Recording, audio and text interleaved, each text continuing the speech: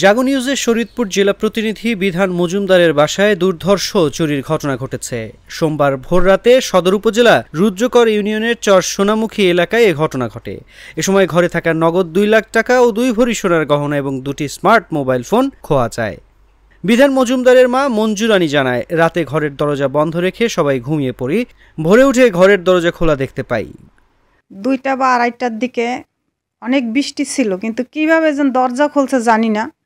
এর স্টিলের আলমারি দরজা ভাঙ্গা আপনার 2 লাখ টাকার মতো ছিল, 2 ভরি স্বর্ণের মতো ছিল। বড় ছেলের বিয়ে, কিন্তু 2টা ফোন, মোবাইল ফোন, এই সব নিয়ে গেছে।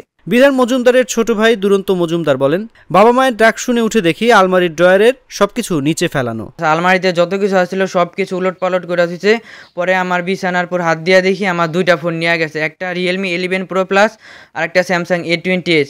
আর আমার টেবিলের সাথে জুতা, তারপরে মানি ব্যাগ সব ছিল। মানি ব্যাগ নিয়ে গেছে, জুতা বাইরে ফালায় রেখে গেছে।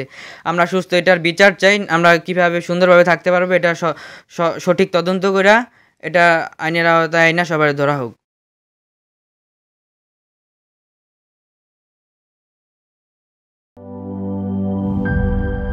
সানবিট সব দিবে সামাল। সানবিট ম্যাজিক প্রেস ডিশওয়াশিং এর মাথা ঘোরানো সলিউশন।